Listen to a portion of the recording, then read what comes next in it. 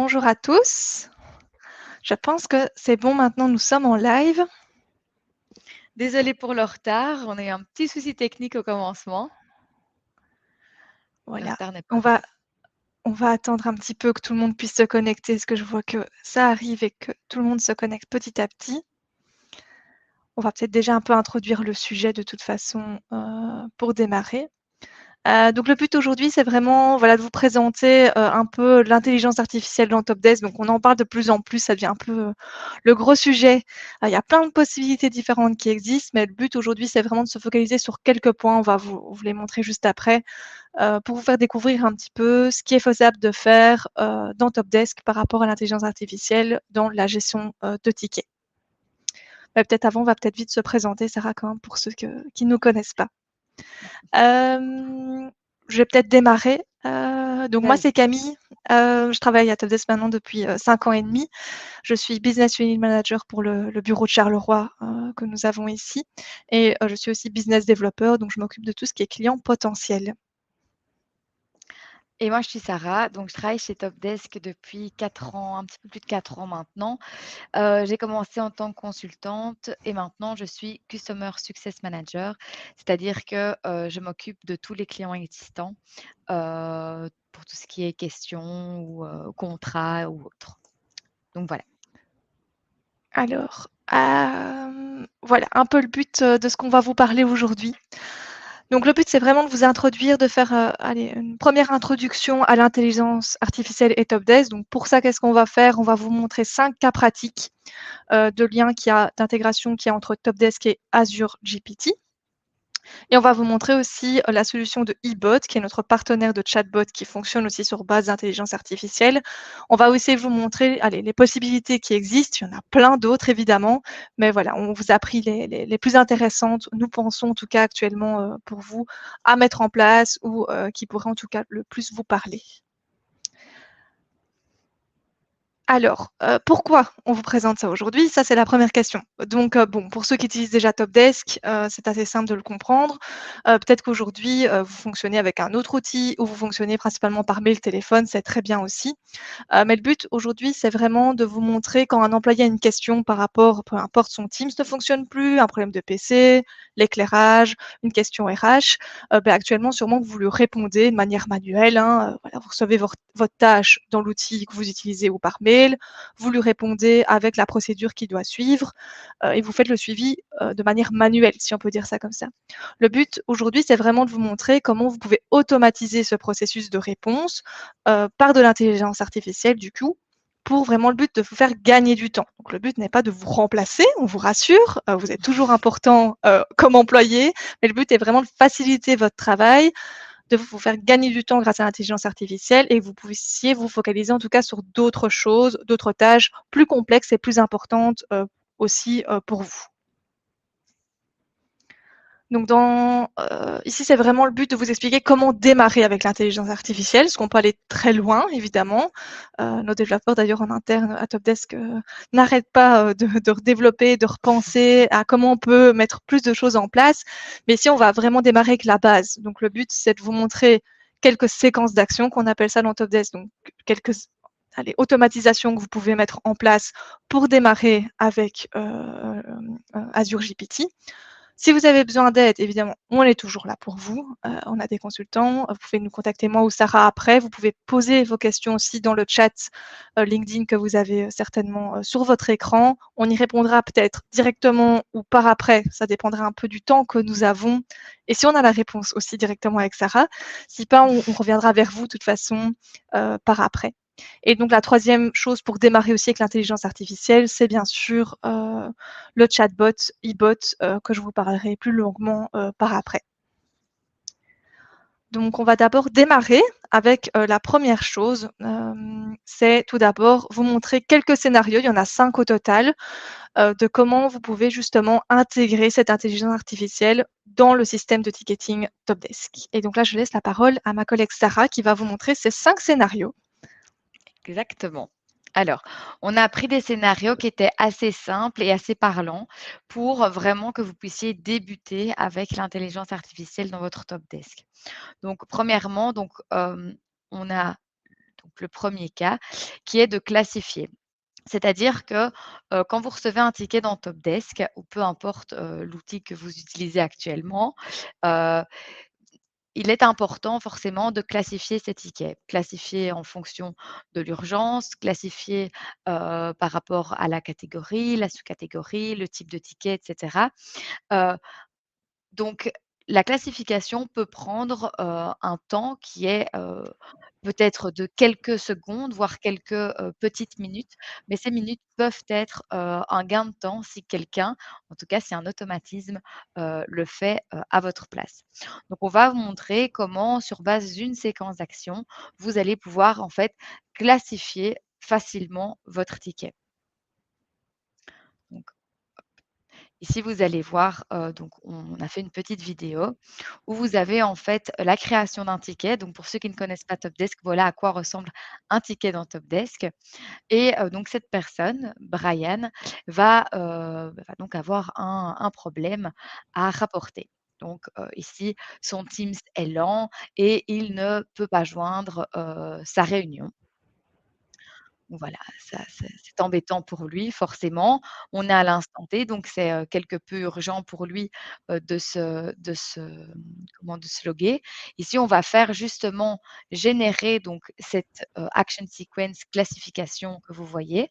On va générer la séquence d'action pour que dans la section ici détails que vous voyez sur la gauche, beh, vous ayez toutes les informations encodées automatiquement et si vous voyez que dans la partie planning, vous voyez que l'impact donc ça impacte une personne, que la priorité est une priorité P5, vous allez voir que tout va changer en fonction justement de l'analyse de la demande de la personne.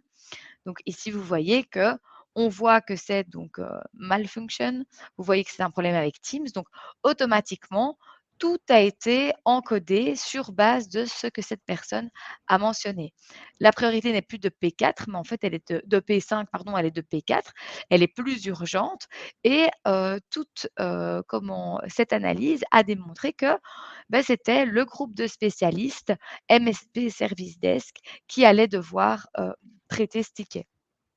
Parce que peut-être qu'ils ont déjà traité des tickets similaires ou on leur a attribué tel ou tel lien avec Teams. Et donc voilà comment, vous pouvez donc facilement, effectuer ceci. Alors, on a, un deuxième cas qui est répondre. Alors bon, bah, c'est bien de classifier, mais la chose qui prend le plus de temps, c'est de répondre forcément aux différentes demandes. Alors, on a pour le moment donc une séquence d'actions qui va vous permettre, sur base, de la base de connaissances de Topdesk ainsi que sur base d'autres, si vous avez, d'autres sources, c'est possible en fait de connecter ces sources en plus de la base de connaissances déjà existante dans Topdesk, donc de connecter tout ça à Topdesk pour que, la réponse soit formulée à travers toutes ces sources-là. Et donc en fait, on vous montre ici, donc comment répondre facilement à un ticket grâce justement de nouveau à une séquence d'actions nommée ici réponse. Donc vous allez voir, on va générer cette séquence d'actions et donc quelques secondes, devront se passer avant que, celles-ci prennent place. Mais donc vous allez voir en fait que, sur base de nouveau de la demande, donc de mots-clés, hein, vous voyez on parle de Teams, on ne sait pas joindre le meeting et ben, ça va vraiment vous générer votre réponse à envoyer, au demandeur.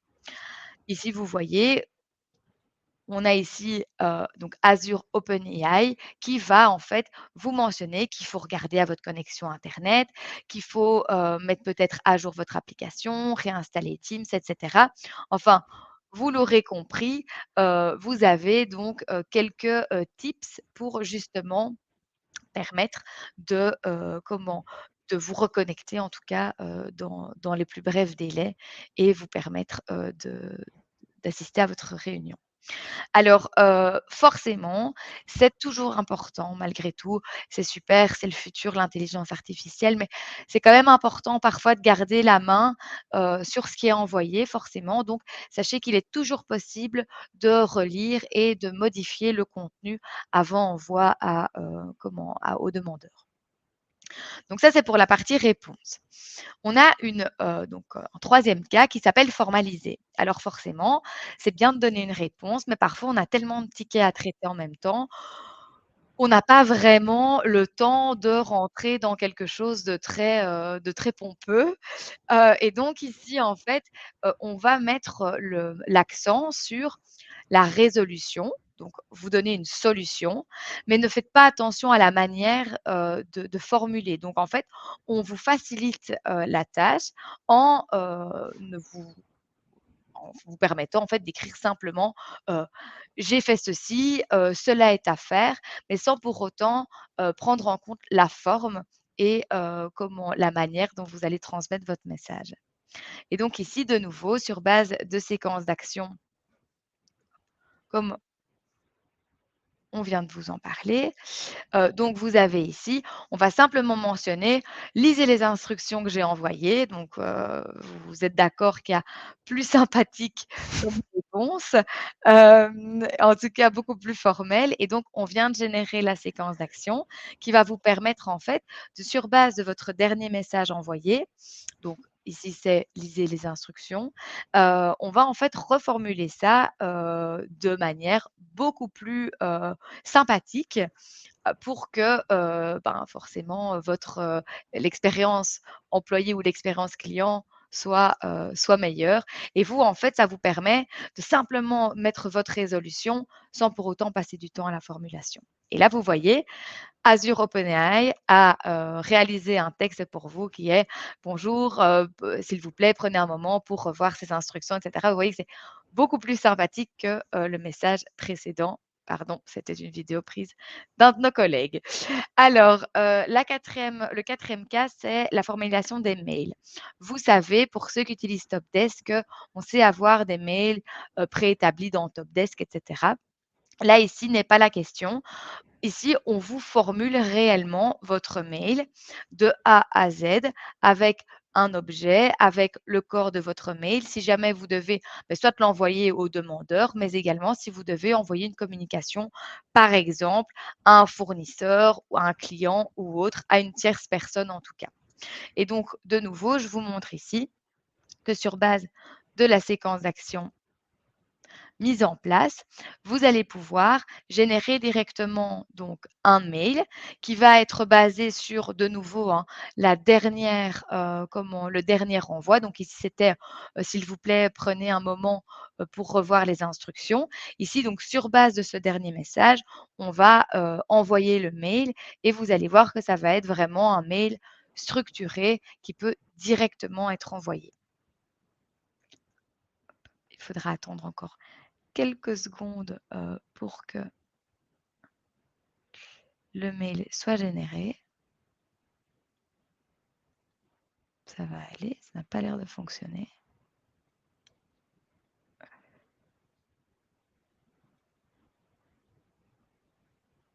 Voilà. Voilà, voilà. Et donc ici, donc vous voyez, comme je vous l'ai dit, vous avez de nouveau Azure OpenAI qui a, mis en place l'email avec le sujet, avec bon: «Bonjour Brian, on a vu que, on vous avait envoyé des instructions», et cetera. Donc en fait, on vous reformule, on vous, facilite le travail en formulant justement, un envoi de mail, sur mesure en fonction de ce que vous avez préalablement répondu, au demandeur. Donc ça, c'est encore un cas. Et le dernier, donc le cinquième cas, c'est, résumer. Alors, dans certains cas, il est important de pouvoir résumer l'entièreté d'un ticket, soit par exemple quand vous escaladez ce ticket-là, donc d'un niveau 1 ou à un niveau 2 ou inversement, pour que, vos collègues aient facilement accès à un texte concis de tout ce qui s'est passé en tout cas dans le ticket. Donc c'est un cas. Ou alors si jamais vous devez envoyer un résumé du ticket à un fournisseur, ou si vous voulez utiliser, les explications, données à un utilisateur, à un employé par exemple, si vous voulez utiliser ces données dans un élément de connaissance que vous sauvegardez pour l'utiliser par la suite, pardon, pour une autre personne, c'est également possible. On va vous montrer donc du coup, grâce de nouveau à une séquence d'actions, comment vous allez pouvoir résumer automatiquement, donc vraiment en un clic, votre ticket dans son entièreté. Et donc ici, vous allez voir que, de nouveau, on va faire un petit tour, hein, on a fait exactement les mêmes étapes, préalablement parce que c'est un nouveau ticket, hein. Ici, on voit que c'est un problème de laptop et non plus un problème de Teams, mais c'est pour vous montrer qu'on a utilisé exactement, les mêmes, la même base pour réaliser cette séquence d'actions. Donc vous voyez, vous avez un historique avec de nouveau une liste de choses, à réaliser pour, résoudre ce ticket. Vous avez, une réponse informelle, une réponse formelle. Donc toutes les circonstances sont les mêmes dans la création de cette, séquence d'actions. C'est pour vous montrer que dans n'importe quelle, circonstance, ça fonctionne et donc ici, hop, je vais avancer un petit peu parce que la vidéo est un petit peu plus longue ici. Vous allez voir en fait que cette séquence d'action va de nouveau générer donc ici l'entièreté, donc voilà ici, d'un résumé. Je mets pause pour que vous voyez bien. Donc on a ici donc résumé du ticket. Donc le client Brian nous a contacté pour, un problème critique et cetera et cetera et donc voilà, on vous montre, tout ce qui a été mis en place. Donc initialement, on lui a avisé de faire ça, ça et ça et puis donc tout ce qui a été mis en place par vos soins, donc tout ce qui s'est passé dans le ticket va être repris dans ce résumé, comme ça que vous devez utiliser ça comme contenu d'un élément de connaissance pour déjà avoir certaines étapes à donner à un client futur, un employé futur, c'est possible.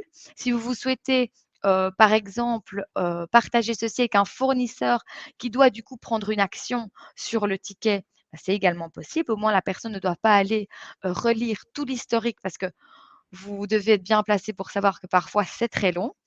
Et vous pouvez donc du coup, utiliser également cette fonctionnalité pour échanger, si jamais vous devez changer de groupe de spécialistes parce que d'autres personnes doivent prendre part à la résolution du ticket ou partager par exemple le ticket à l'un de vos collaborateurs parce que vous partez en vacances et ben, d'un simple clic, vous savez facilement, comment, générer un historique pour faciliter justement le traitement, de cette tâche par, une tierce personne. Donc voici pour nos différents cas d'utilisation de l'intelligence artificielle avec Topdesk. Voilà. Si Et je je pense que je vais reprendre la main pour la suite parce que maintenant on Oui, va aborder le dernier sujet, hop, hop, voilà. par rapport au chatbot, eBot. Donc eBot en fait est le nom, de notre partenaire, depuis maintenant quelque temps. Qui lui développe en fait une solution de chatbot qu'on a totalement, entièrement intégré avec Topdesk. Donc vous pouvez en fait soit intégrer le chatbot directement sur votre portail libre service, mais aussi sur votre site web, hein, parce qu'on a aussi des clients évidemment qui soutiennent, peu importe des citoyens ou une clientèle B2B et donc qui ont un site web et vous pouvez aussi intégrer ce chatbot directement là. Ce chatbot, en fait, ils l'ont amélioré avec ce qu'ils appellent le eBot GPT, c'est-à-dire qu'ils vont intégrer ce chatbot avec des sources, des bases de données externes, qui peuvent être bien sûr la base de connaissances Topdesk, on a démarré par là, mais après, vous pouvez aussi l'intégrer avec d'autres sources que vous auriez vous en interne. Donc ça, c'est vraiment le principe. Le but, c'est que évidemment, ce chatbot va vous générer une réponse automatique en reprenant différentes sources pour au maximum, en tout cas, donner une bonne réponse à l'utilisateur final en fonction de sa demande. Donc le chatbot va bien pomper automatiquement dans la base de connaissances Topdesk ou dans d'autres sources pour formuler sa réponse. Et je vais vous montrer ça justement dans la vidéo juste après, pour vous montrer comment ça fonctionne. Donc là, vous avez un ticket, hein, comme Topdesk vous l'a montré jusqu'ici. Donc vous avez ici Ross qui demande comment il peut faire pour ajouter un calendrier, son calendrier Outlook sur son iPhone. Donc là, vous recevez en fait complètement le ticket et vous allez voir qu'en fait, sur base de la question ici de Ross, le chatbot eBot va aller automatiquement rechercher et pomper l'information de différentes sources. Et donc, vous voyez la réponse automatiquement que le chatbot ici vous met. Donc, il vous met ici en fait la procédure que Rose va devoir faire en fait pour ajouter son calendrier à son iPhone et vous allez voir, dans le fond, les différentes sources qui ont été utilisées pour formuler cette réponse. Donc vous pouvez avoir évidemment aussi accès aux différentes sources et cliquer bien sûr par exemple, je pense qu'ici on va cliquer par exemple sur la première source, email et calendrier, qui va être en fait envoyé à Brian, que aussi bien vous évidemment que l'utilisateur vont pouvoir consulter pour mettre en place cela.